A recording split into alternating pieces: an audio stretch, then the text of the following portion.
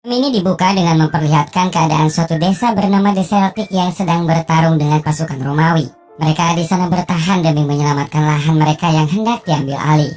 Seorang anak pemimpin suku Celtic bernama Milo tampak kebingungan menyaksikan semua kekacauan, termasuk ketika ayahnya kalah dan harus mati.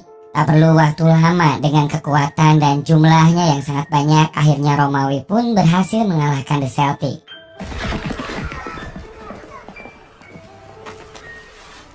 Sebagai peringatan untuk desa-desa yang lainnya, Senator Corvus sebagai pemimpin pasukan langsung memerintahkan agar semua warga yang masih hidup dibunuh. Milo yang saat itu berpura-pura mati hanya bisa melihat dengan ketidakberdayaannya, melihat ibunya dipenggal dan menyaksikan kejamnya Romawi yang membunuh setiap saudara-saudaranya. Saat pagi hari ketika situasi sudah aman, Milo kecil keluar dari tumpukan mayat dan melihat orang-orang desa digantung di atas pohon sebagai peringatan karena tidak mau menuruti perintah dari Kaisar Romawi. Dalam kesendirian dan rasa takutnya, dia terus berlari walaupun tak tahu kemana ia harus pergi. Sampai pada akhirnya ia pun ditemukan dan dibawa oleh sekelompok pedagang budak. 17 tahun kemudian di Londonium, Britania, seorang bangsawan bernama Gracius dan belatornya terlihat sedang mencari petarung di sebuah ajang pertarungan gladiator lokal. Dalam pertarungan terakhir, keluarlah seorang gladiator muda yang dikenal dengan panggilan Kel. Dia ini adalah Milo yang kini sudah tumbuh dewasa, dan sejak ditemukan, Milo dilatih dan kini ia sudah menjadi kuat dan juga jago dalam pertarungan.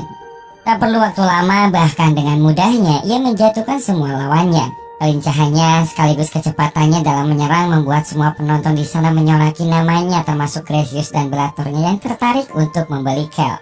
Setelah Gracius dan belatornya mendapat beberapa gladiator, mereka pun semuanya akhirnya digiring menuju kota Pompei. Di perjalanan saat hampir sampai, mereka berpapasan dengan kereta kuda milik seorang putri kerajaan Pompei yang baru pulang liburan dari Roma. Di sanalah awal mula Milo dan Putri Cassia bertemu, karena secara tak sengaja kuda penarik kereta Cassia terjatuh saat melewati lubang besar. Milo yang memang berasal dari suku penunggang kuda merasa tak tega melihat kuda itu kesakitan, hingga ia pun memutuskan untuk mengakhiri penderitaan kuda itu dengan cara mematahkan lehernya.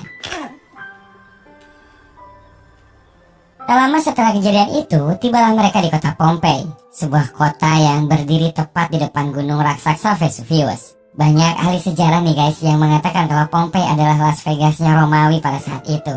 Setelah sampai di rumah, Putri Cassia pun langsung berlari menemui orang tuanya, Severus dan Aurelia. Cassia mengungkapkan rasa rindunya dan mengatakan kalau dia tidak terlalu betah saat berlibur di Roma. Saat malam hari, Felix si penjaga kuda membawa salah satu kuda milik Putri Cassia untuk berlatih di kaki gunung Vesuvius. Saat akan berhenti untuk minum, tiba-tiba saja tanah bergoyang dan danau pun mengeluarkan buih-buih air. Ternyata semua itu terjadi karena di atas sana gunung Vesuvius mulai menandakan aktivitasnya yang meningkat.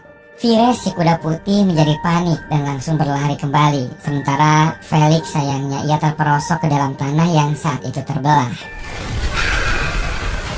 Di lain tempat, Milo dan para budak lainnya dibawa ke arena pertarungan dan ditempatkan di penjara bawah tanah. Di penjara itu, Milo satu sel bersama dengan Atticus, yaitu seorang gladiator juara bertahan yang sangat dibanggakan oleh Gracius.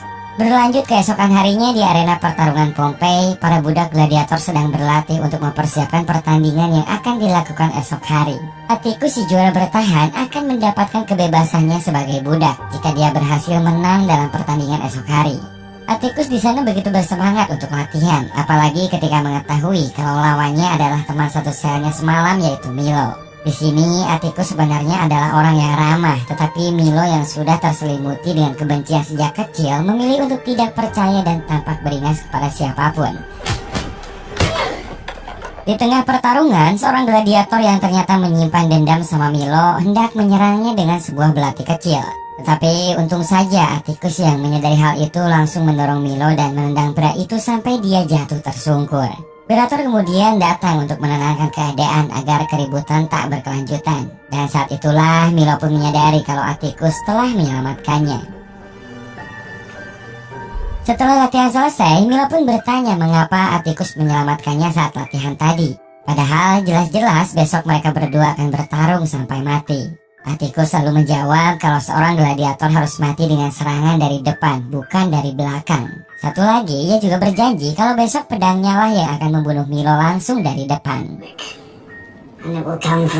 Masih di hari yang sama, Senator Corvus bersama pasukan Romawi datang ke kota Pompei untuk sebuah urusan investasi. Namun, kedatangan mereka ke sana seperti mendapat penolakan dari setiap warga, bahkan mereka pun terlihat memalingkan muka.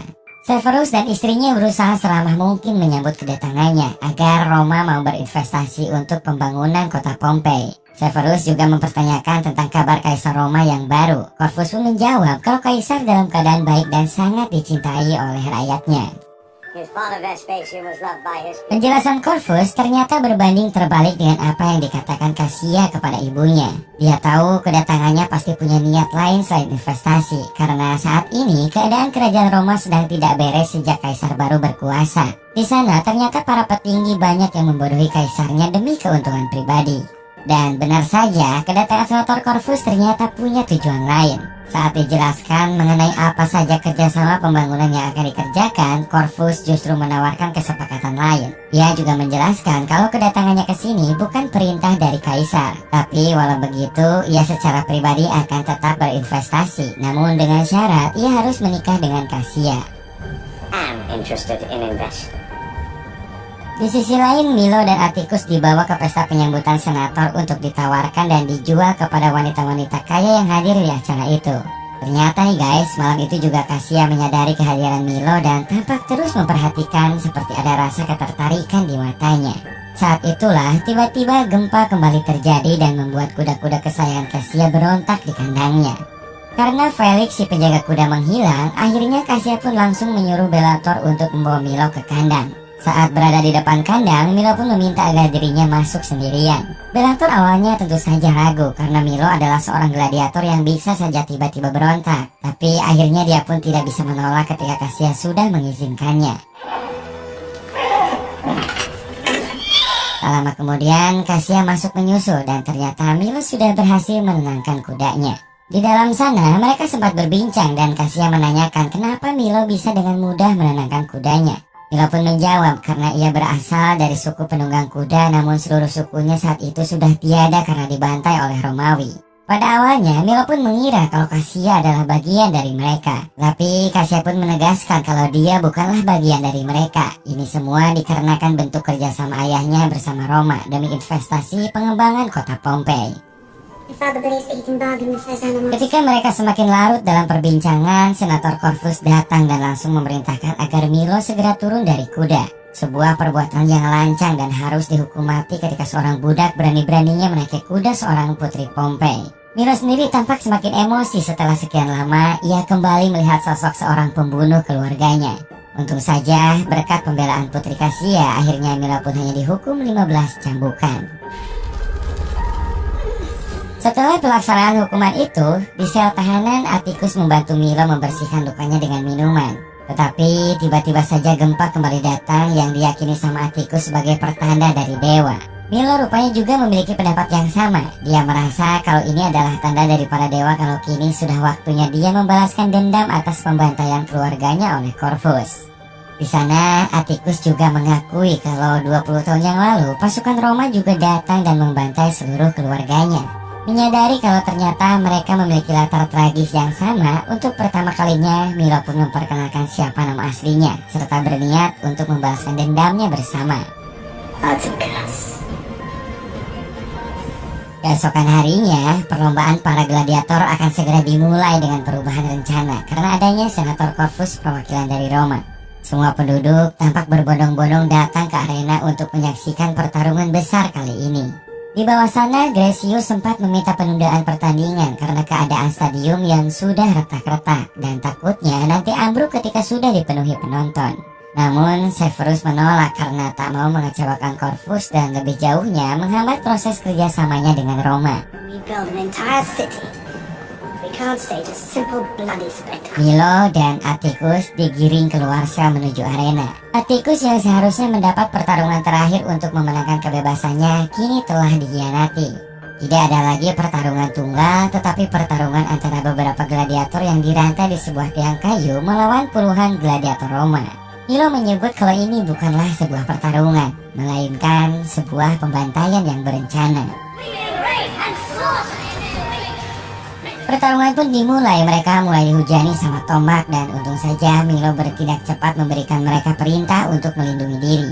Peperangan pun tidak bisa dihindarkan, walau dengan jumlah yang tidak seimbang, satu persatu mereka pun melawan sebisanya terjangan dari para pasukan musuh. Satu persatu teman-teman Milo yang kini dirantai telah mati, tinggal tersisa Atticus dan dirinya untuk saling menolong satu sama lain. Di tengah-tengah serunya pertarungan, Corvus yang berada di bangku penonton bersama keluarga Raja Severus memberitahu Cassia kalau ayahnya sudah memberi izin untuk menikahinya. Aurelia kaget dengan hal itu, terlebih lagi Cassia. Severus sendiri tidak mengakui kalau dia pernah berkata seperti itu, tetapi rupanya itu adalah sebuah jebakan Corvus. Corvus dengan liciknya mengancam kalau saja Severus tidak memberinya izin, maka dia akan melaporkan kalau Pompei telah menghina Kaisar Titus dan mereka semua akan dihukum mati. Tepat sebelum Putri Cassia menerima lamaran paksaan itu, Milo sudah selesai dengan semua pertarungannya. Dia berdiri bersama Atticus dan menentang kepada seluruh kerajaan Roma. Milo mematahkan simbol kehormatan Roma tepat di depan mata Corvus. Hal itu tentu saja memicu kemarahan Corvus dan memerintahkan semua pasukannya untuk keluar membunuh mereka berdua. Tepat sebelum para pasukan menembakkan panahnya dan menunggu aba-aba dari Corvus, Cassia lebih dulu memberikan aba-aba jempol ke atas sehingga para pasukan menurunkan panahnya. Corvus yang kembali kesal akhirnya memerintahkan penjaga untuk mengurung Cassia di Pila, dan dia pun menurunkan seorang panglima penjaganya, Proculus, untuk turun langsung melawan Milo dalam pertarungan tunggal. Mereka pun kembali melanjutkan acara, namun di tengah serunya pertandingan itu, tiba-tiba tanah kembali bergetar dan memperlihatkan gunung Vesuvius yang meletus mengeluarkan kepulan awan panas. Kini arena perlahan runtuh dan sebuah tiang pilar jatuh menimpa balkon tepat di mana Raja dan Ratu Pompei serta Corvus berada. Sementara Proculus dan Milo tetap melanjutkan duelnya hingga terjatuh ke penjara bawah tanah akibat arena yang terbelah. Merasa kalau ini adalah areanya, Milo dengan cerdik melepaskan sel para gladiator untuk menyerang Proculus di sana. Namun sayangnya, Proculus malah berhasil kabur melarikan diri, sementara Bellator tewas diserang para tawanan budaknya sendiri. Di balkon yang kini telah hancur tertimpa puing-puing reruntuhan, Raja Severus yang masih lemah menghampiri istrinya yang sudah sekarat tertimpa reruntuhan. Merasa dihianati dan dijebak, Severus langsung berniat membunuh Corvus saat ia masih tak sadarkan diri. Tetapi tepat sebelum Severus menancapkan pisaunya, tiba-tiba Corvus terbangun dan berbalik menyerang Severus hingga ia tewas. Milo dan Atticus yang baru saja keluar dari bawah mendengar rintihan Aurelia dan menghampirinya. Di detik-detik terakhir sebelum kematiannya, Aurelia pun meminta permintaan terakhirnya yang mempercayakan Milo untuk segera pergi menyelamatkan putrinya yang berada di villa. Menganggap kalau ini adalah sebuah kehormatan, Milo pun segera bergegas menuju ke sana setelah bersepakat untuk bertemu kembali sama Atticus di pelabuhan nantinya. Kini seluruh kota dilanda kehancuran, bebatuan vulkanik dengan lahar apinya mulai menghujani Pompei dan meratakan apa yang ada di bawahnya. Milo pun datang di waktu yang tepat saat villa itu mulai hancur dan hampir membunuh Putri Cassia. Mereka berdua pun langsung segera pergi menyelamatkan diri mencari tempat aman. Sementara itu di kota, keadaan semakin kacau karena orang-orang panik berusaha menyelamatkan diri. Dan di pelabuhan, Gracius yang berhasil melarikan diri dengan membayar sebuah kapal pun tidak berhasil selamat karena sebuah batu berapi yang menimpa hancur kapalnya. Atticus yang melihat hal itu langsung berteriak memerintahkan orang-orang untuk berlari ke arah sebaliknya karena gelombang akan segera mencapai kota. Mereka kini akhirnya tidak memiliki banyak pilihan karena sudah terkepung dari sisi atas dan juga sisi bawah. Atticus yang berusaha lari kembali ke kota tiba-tiba bertemu kembali dengan Milo dan Cassia. Dengan paniknya dia memberitahu kalau kini mereka sudah tidak bisa lari kemana-mana lagi. Satu-satunya tempat yang dirasa aman hanyalah perbukitan yang lebih tinggi. Tetapi sayangnya tidak mungkin untuk menempuh dengan berjalan ke sana. Jadi mereka pun memutuskan untuk kembali ke arena dan mengambil kuda-kuda yang berada di arena itu. Setibanya mereka, Cassia yang menunggu Milo dan Atticus mengambil kuda langsung tertunduk sedih ketika melihat kedua orang tuanya yang telah tewas. Hingga dia pun tidak menyadari kalau ada Corvus di belakangnya dan menangkapnya. Untung saja hal itu sempat terlihat sama Milo dan Atticus yang tidak berhasil membawa kuda. Mereka pun langsung melakukan perlawanan demi menyelamatkan Cassia yang sudah diangkut ke atas kereta dengan paksa. Tidak selesai sampai di situ saja, kini si Panglima Proculus telah kembali dan siap bertarung lagi. Atticus menyuruh Milo untuk segera pergi menyelamatkan Cassia dan menyerahkan dirinya bertarung melawan Proculus. Milo dengan berat hati akhirnya pergi meninggalkan mereka berdua menuju kandang Vires dan mengendarainya menyusul Corvus. Atticus dan Proculus melanjutkan duelnya. Mereka yang sama hebatnya bertarung dengan sadis satu sama lain. Proculus berhasil menancapkan pedangnya di perut Atticus, tetapi Atticus yang tidak patah semangat langsung mematahkan pedangnya dan langsung menebas leher Proculus dengan patahan kecil dari pedang itu. Sementara itu, Milo sudah berhasil menemukan Corvus dan Cassia. Dan di saat itulah kereta kuda milik Corvus tiba-tiba tersangkut sesuatu dan terpental dari kudanya. Milo pun datang menghampiri Cassia yang untung saja tidak kenapa-napa. Namun tiba-tiba Corvus muncul dari arah belakang dan duel di antara mereka pun terjadi. Saat Corvus jatuh tersungkur dan hampir meraih pedangnya kembali, Cassia dengan sigap memborgol tangan Corvus di kereta kudanya. Milo lalu mengarahkan pedang itu ke leher Corvus dan mengingatkan kembali tentang kejadian 17 tahun silam saat Corvus dan pasukannya membantai semua keluarganya.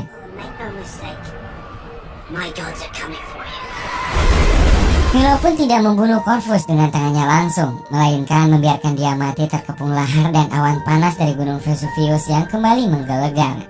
Milo akhirnya membawa Cassia pergi sesegera mungkin dari Pompei dengan mengendarai Vires. Namun di tengah perjalanan, Vires nampaknya kelelahan hingga tidak sanggup berlari dengan membawa 2 orang. Menyadari hal itu, Milo pun meminta Cassia untuk segera menyelamatkan diri dengan Vires. Tetapi tentu saja Cassia menolaknya dan lantas mengusir Vires untuk pergi dari sana.